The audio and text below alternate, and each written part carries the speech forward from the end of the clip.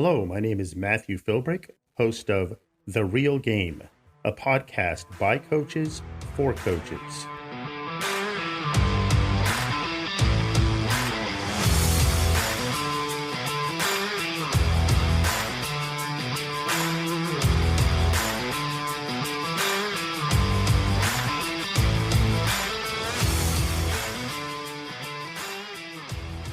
Welcome to this episode of The Real Game. It's a pleasure to be back on today. Hope everybody's having a great day today. It's a beautiful Sunday, sunny afternoon here in southeastern Pennsylvania. I have a very special guest on with me today. Maybe you can remember the episode I did with my brother Mark back in, I think it was early January. It was one of the first episodes that I recorded. And if you remember from that episode, my brother lives up in Maine. He's a basketball official there. He's been doing it for quite a while. So I talked to him, and it was good to talk to him kind of about that aspect of the game of basketball. And he's a great official, and he is referred to in multiple conversations that I've had with him about this podcast that he listened to called the Crown Refs Podcast. And he said, "Hey, Matt, you ought to check this out. It's a real good podcast." And so I listened to a few episodes, and he said, "Hey, you know, if you talk to Paul, I bet he'd come on your show and come on your podcast sometime." And so I did. I reached out to Paul, and Paul Diasparra is on with me today. Paul, it's good to have you. You are a basketball official. You have been for quite a long time. We'll get into that in just a second. You also do the Crown Refs Podcast, which I've listened to quite a bit and enjoy listening to. It's good to have you on here today. How are you? I'm doing super well. I really appreciate that warm welcome. I really enjoyed listening to your story, and the connection with Mark, made it an easy, collaboration for me. So happy to be here with you today. Yeah, definitely. So are you a family guy, Paul? I'm a big time family man. I have 2 kids, 5. My daughter's 5. My son is 1. I took them to basketball practice today, my daughter's basketball practice. So in the city. So my wife came, and it was just a great, great day. And just love the way my son smiles at me, and just madly in love with my daughter and Awesome. my wife, of course. So yeah. Yeah. Big time family guy. I had 3 sons before I had my daughter, and there's just something about that little girl that can, and she's 20 now, but she can still melt me just the way that she looks at me and pretty much get whatever she wants. So it's just the way that it is. But I enjoy listening to your podcast, and I enjoy listening to you talk about your family. And I respect the fact that you're a family guy, and that's a priority for you. And listen, give us a little bird's eye view of your officiating journey, kind of where you started out as a ref and what you're doing now. Just tell us a little bit about that, just so we can have a little bit of context here in our conversation as we move forward. Sure. So I'm a former basketball player. I played in high school, played a little college basketball. My dad was a coach. My brother was a Division I player and is a tremendous coach now to this day. Started actually Crown basketball. But my mother, when I was about 34 years old, and I was still searching for a full-time occupation, although I had teaching lined up. I wasn't full-time yet, but I was, searching for other opportunities and another job, right? So my mother was an athletic director at my former high school. So she was always speaking to officials. I take it back. My mother was the secretary to the athletic director. So she was always confirming games, speaking with officials. So she was part of the officiating culture. And she gave me the idea.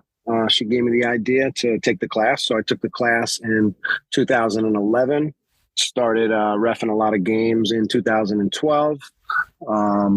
It's a really perfect combination, I think, for me with teaching, the hours with the teaching and then being able to work around that on the basketball court and a couple other sports as well. I do girls lacrosse and field hockey, but basketball is number one and not even close. So super passionate about that.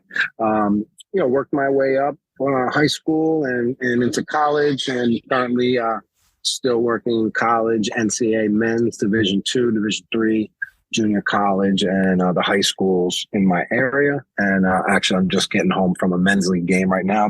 I did 4 men's league games. So a couple of them are pretty tough. You always, there's challenges in the men's league game. There's a lot of great things that a lot of great growth opportunities I think you can take from reffing in that environment and dealing with those personalities and learning how to really de-escalate. And they put a lot of pressure on you, and so that's great. But you don't want to form those bad habits. Not working in that because the rules and the environment of the game kind of gets out of hand sometimes. So, right now just reffing at those levels and super passionate still to this day. I think I'm 11th year in, and love it. Awesome. I love hearing about that journey, different people's journeys, and how they've gotten to where they are now. And it's fun to hear. And I'm equally as passionate about the coaching side. I've been coaching for 25 years or so, maybe a little bit more than that. So I always love the different dynamics of the game of basketball, whether it's the refs and the coaches, or refs and players, coaches and players. So happy to have you on here today. So I'm going to dive right into some questions with you. I've heard you in your podcast refer to the roles of the game, or different roles within the game. Explain to us a little bit about what that means, who those people are, and what those roles are. Yeah, so a gentleman had reached out to me, I think from the Midwest, and he was I believe he was athletic director. He is an athletic director. And he sends this welcome email out to his entire sports community, parents, coaches, players. They all get this email.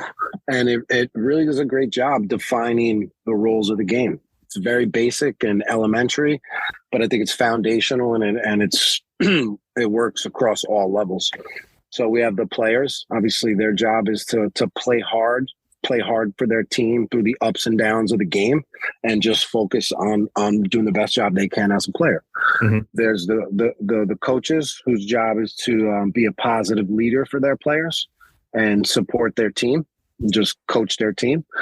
There's the officials, whose job is to maintain safety and fairness and do their best job to be as accurate as possible throughout the game, serving the game. And then there's the spectators, whose job is to be positive for their team. It doesn't say anything about booing the other team or, talking trash to the other team. It just speaks only about support, right? Be a positive voice for your team, which they have every right to be a positive voice and cheer on their team. So those are the very simplistic roles of the game. I think the issue is a lot of times people forget their roles in the game. Players and coaches mainly, right? I think if you're arguing a call, you're in that moment, you're actually forgetting your role in the game. Same thing with players. So I use that also as kind of responses sometimes for the coaches, because I think it sets a good precedent for respect for the game. And it's also just, I think, a healthy reminder, like, hey, let's just focus back on our roles in the game.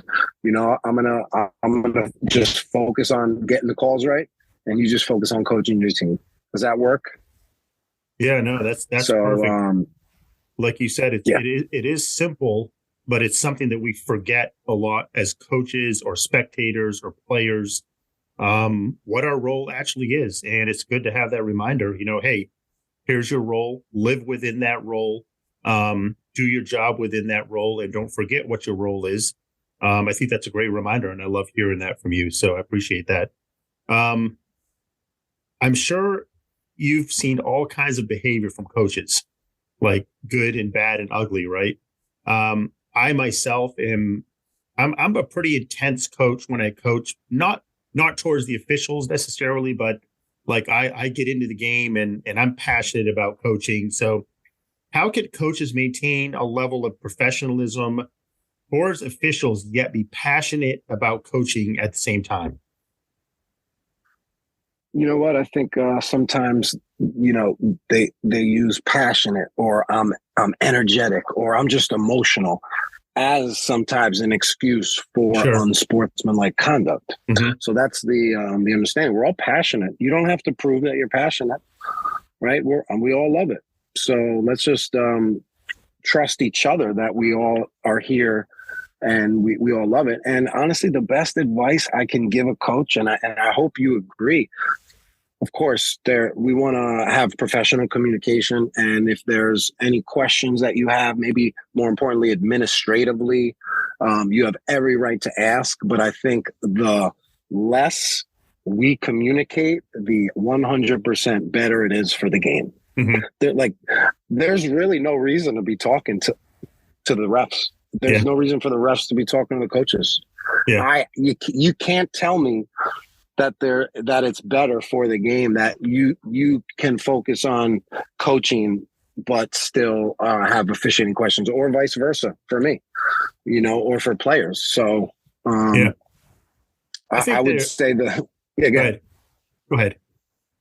No, that was the point I was just trying to make, that of course we want to be respectful when we do communicate, but the less we have to communicate, I think the better it is for both of us excelling in our roles in the game. Yeah, and I think that's a great point. I have made the comment even recently to people that when it comes to basketball games, the less memorable the officials, to me, the better. Like I don't need to remember an official for making good calls or bad calls. I mean, I view officials as they come in, they do their job, they respect the game, and if I don't really remember the refs after a game, that's fine. Like. If a ref sticks out to me, it's probably for something that happened that maybe shouldn't have happened in the course of the game, or I'm not in the habit of going after officials or anything like that. So to me, the less memorable, the better. And I think that means that everybody's just doing their jobs. Yeah, I've gotten that feedback a lot. Either people are going to walk away saying the refs did a bad job, or they're going to walk away saying, "Oh, I don't even remember them." And when somebody does bring up an official, they'll be like, "Oh, I wasn't even paying attention to them." They never say, "Oh my God, they did an amazing job tonight." But but at the same time, it's very hard for us to do an amazing job. Like, we just have to be solid and accurate. And you never walk away saying like, "Oh my God, you were phenomenal tonight," like you would a player who just dropped 48. Sure. Yeah. So we don't have that ceiling. That's not our role in the game. Right. Exactly. So you mentioned a second ago, there aren't too many reasons why coaches and officials should communicate. Every once in a while, I would have a question for an official. Maybe something happened in the first half, and I want to be able to explain to my player, "Hey, here's why the ref called it that way." So I might ask, respectively, "Why did you make that call?" Or, "Can you explain this call to me?" So to me, it's important if an official is approachable during the course of the game, if there is a question that comes up. How important is it to you that a coach reciprocates that to you? So if you have an issue with a coach, how important is it to you that a coach be approachable and have that, open communication with you as an official? Well, what you mentioned about trying to fact find information from the referee to then go back and use that information to coach your team for good use. We're always going to have those conversations. Mm-hmm. I love that. That is respectful communication. And I want to bring you that information. The question is like, is your intent good? Is your intent really to do that? If so, no problem. 100%. We're going to do that. A lot of other times it's not for that. It's for the coach to basically either question the call or share their disagreeable opinion. So there's a big difference. And this is a concept I have, and I teach it to my mentor group. It's called asking a question versus questioning a call. Okay. So what you laid out, that first example, that was asking a question, a legit question. Mm-hmm. The example that I gave you was the coach coming to question the call. Basically, you don't have a question. You're giving your disagreeable opinion in question form. And I'm going to respond differently to that. Sure. Yeah. That's going to be more of a game management discussion with the coach versus me giving my play calling, and decision making kind of mindset there. Yeah. Yeah. Let me bring you a real life example of something that happened to me a few weeks back. My season's over, but this was while the season was still going on. I was coaching a game, and the ref ran by. He ran by the bench, and he stopped, and he said to me, "You need to get your bench under control, and I don't want to hear from them again." And I said, and at that point, um, I looked down at my bench, and I hadn't really heard much coming from the bench. I mean, I'm pretty engaged in the game at that point. I looked down at the bench. I said, "What's going on, guys? Like, is one of you mouthing off to the ref, or?" And they know that for me, that's out of bounds. So I asked the ref a little bit later. I think I asked him going into the locker room at halftime. I said, "Can you let me know what happened on the bench there? Because I need to address that with my guys." He said, "No." He said, "All you need to know is unsportsmanlike." I said, "Okay, but just let me know, were they talking to you? Were they questioning your call?" Nope. It was just unsportsmanlike. So at that point, I didn't feel like there was much communication going on between him and myself.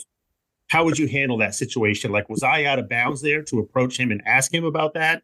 Or could he have been a little more engaging in terms of, yeah, hey, coach, here's what I heard. Here's what needs to be addressed with your team. Yeah, I think you had every right to go ask in that situation. That's a good question to ask, because again, you're trying to prevent it from happening again. So you honestly wanted to know. I don't know your approach. I don't know how it looked. I don't know how you communicated. I don't know your tone and tenor and all of those things that go into it. That go into the communication and the encounter. But it sounds like you're very respectful, and you're just asking a question. This official, and I love that we're leaving him nameless, just didn't get to any specifics, and he just gave you a very general answer, which didn't answer any of the questions you would have liked to have heard. He's shouting at, number 7 is shouting N1 the last 3 times down, or your players are standing up too much, or whatever. Just any kind of situation that could give you a little bit more clarity. Yeah. So you would have liked the official to be a little bit more thorough. But once I would have heard in your situation, give me the same response twice, I would have just been like, all right, and get back to it, because it didn't sound like he was going to give you anything there. Yeah. I went back into the locker room and I talked to the guys, and I came back out after before the second half started, and I just approached the official. I said, "I'm not sure what the guys said, but I did talk to the guys, and there won't be any problems in the second half." And he was fine. He said, "Yep, that's all I wanted to hear." So moving forward, everything seemed fine in the second half. We didn't have any more issues with the bench. I'm still unclear as to what happened, but it wasn't an issue. So case closed. You moved on respectfully. That's perfect. Yeah. So moving on with my questions here, I always try to respond to officials in a positive way, even if I disagree with the call. As a ref, how do you respond to a coach who feels like you just plain got that call wrong and he's going to let you know? It just all depends on how that's going to sound. Yeah. To be honest with you, as far as my communication style, I'm encounter by encounter. One at a time, one conversation at a time. I like to get very specific and very contextual to that encounter. So give me an example of what the coach said, and I'll give you maybe an example of how I would respond to that. Yeah. Like, I don't know, in basketball, like you pull out, I guess taking a charge is a big thing. Like, a lot of coaches feel like maybe my guy was in position, took the charge, the official felt differently. And the ref comes at you and says, "Hey, my guy was standing there for 5 minutes and you called a block on him. What's going on?" So that's probably something that happens a lot. Yeah. So it just depends how they said it. If they didn't say it disrespectfully, then I would try to get to the question. And I always get to the specifics. Coach, do you have a specific play that you want to talk about? Talk to me. Share your thoughts. Yeah. You got to give me more. You got to give me a little bit more information there. That's kind of what my mindset there would be. But I'm always, I don't allow too much disrespect, to be honest with you. I think uphold the respect for the game. I know what to ignore, but I know what's unsportsmanlike too. Mhm. And, you know, our job as an official a lot of times is to de-escalate and be proactive in that sense and diffuse, right? So you got to have those qualities, but you also got to know when the line is being crossed, and you also Sure. have to do a good job communicating exactly what the line is. Right. So that could come in the form of, Coach, I'm very approachable if you have a question, but please don't shout at me from across the court. That's not a professional way to communicate. Yeah. Yeah. No, that's good. And you've already mentioned a few things throughout our conversation here today, but what are some ways, Paul, that you and I as a coach, you as a ref, can serve the game of basketball well together? Well, we're doing it now. Right? Good. We're doing it now for sure. The more knowledge I think coaches have of officiating of the rules, Mhm. I think is going to play a big part. The learning gap gets much less as your knowledge goes up. Then you don't question as much. Then you can focus on your role in the game, right? Right. Officials have to get better and be more accountable and do just a better job, I think, overall year round. Just being accurate and being professional and being in shape and all the things that constitute being a good official. But what can we do? We can continue to have respectful dialogue as the coach to ref, and continue to respect each other and hear each other out. And, you know, I think content like this can help out. You know, how 10 years ago would a coach and a ref be doing a podcast about communication? Right. Yeah. So, you know, I think we're on the right track here. That's what I'm just trying to do is produce a high volume of the right content that's going to impact the most, both officials, coaches, players, fans. Definitely. Yeah, I love the game of basketball. I respect the game. I have probably more respect for the officials now than ever. I've had multiple conversations with, and you know, and coaching in the league that I coach in, I see a lot of the same refs over and over again. Sometimes at my school, at other schools, I see the same guys or ladies coaching or reffing, and it seems like, and I don't know, you can maybe speak into this a little bit. There's a little bit of a shortage of officials, or there aren't as many guys or women that want to officiate now. And the people that are doing it are working a lot. They're working hard. They're doing a lot of games because there just doesn't seem to be a lot of interest in younger people coming up through that want to officiate. So do you find that to be true? It's fact. You know, there's been numerous surveys in the last few years about that. But yeah, it's 70%, I think, or 80% of new officials quit after 3 years. And it's due to physical and verbal abuse from coaches and parents. So it's a very difficult job, and it's a very negative culture, I think, overall. Or at least the negatives kind of can outshine the positives, because it could get dark, you know, and like the things you see as an official and things you hear, you have to have very thick skin. But at some point, we just have to be kinder. I think we have to be have a more emotional intelligence. Players, coaches, officials, fans. We just have to get smarter. The smarter we get, the better the game gets.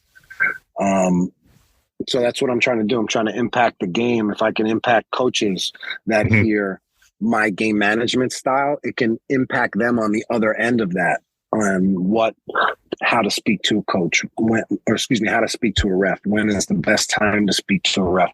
Sure. Good questions to ask, what to not focus on. So, those are some of my thoughts there. Yeah, no, that's great. What do you think?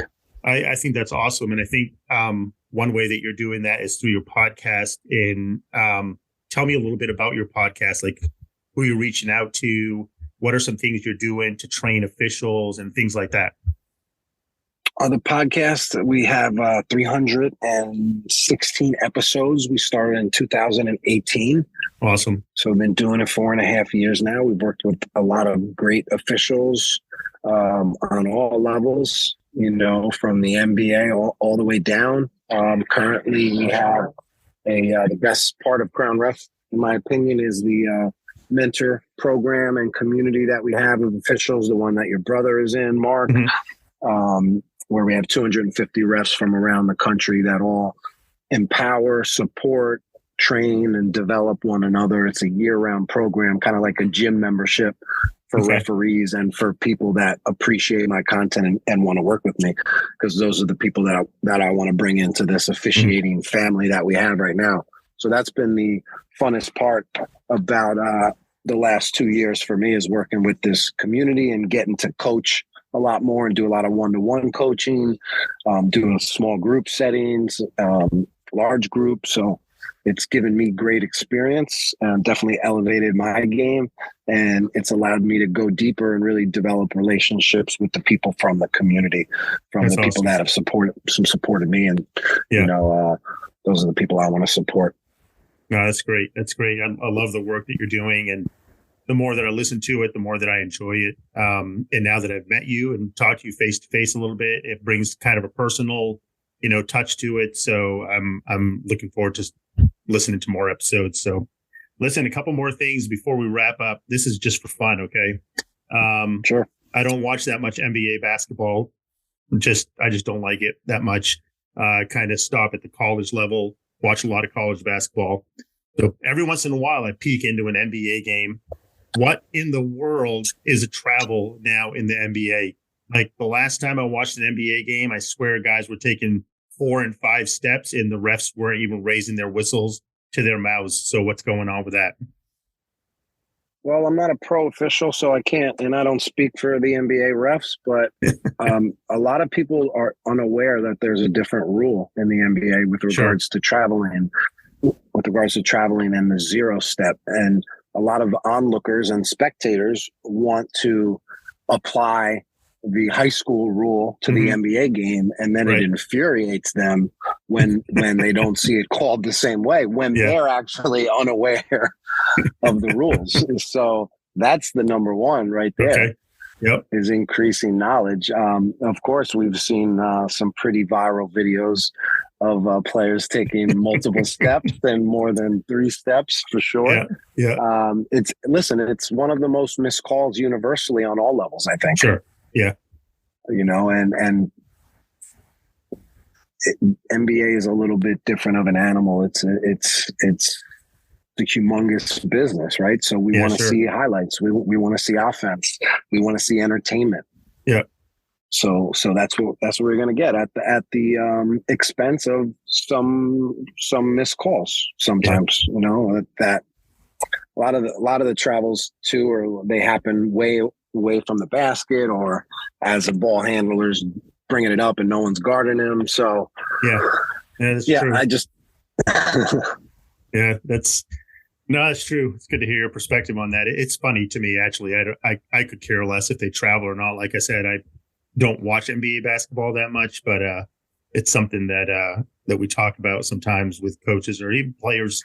Sometimes some of my high school guys will bring it up here and there, and I'm like, well, this isn't the NBA. You can't take 3 or 4 steps here. You gotta play within the confines of the high school rules. So that's a really good point. Listen, Paul, I appreciate you coming on today. Like I said, I enjoy your podcast. Anybody that wants to listen to that, it is the Crown Refs podcast. Look that up. You can listen to it on Spotify. Keep up the good work. I think you brought up a lot of good stuff today.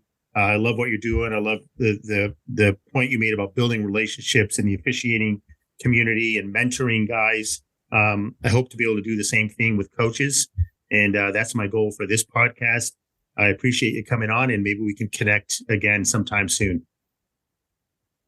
I appreciate the time. I had a great time with you here. And if you ever want me to speak with your team, maybe during a preseason, I'd be happy to do a Zoom with you there and talk to your players. That'd be a different setting for me, but I think I could definitely give you guys some value. And it seems like you'd be on par with that. So I appreciate your time and thanks for having me. Yep, that would be awesome. Thanks, Paul. Have a great day. You too. Take care. I hope you've enjoyed this episode of The Real Game. Today, I'd like to leave you with this funny but fitting quote by Major League umpire Doug Harvey. Doug Harvey was an umpire at Major League Baseball, who worked in the National League from 1962 to 1992. Noted for his authoritative command of baseball, he was among the last major league umpires who never attended an umpiring school. The quote is this: "When I am right, no one remembers. When I am wrong, no one forgets." So good luck, coaches, and coach on.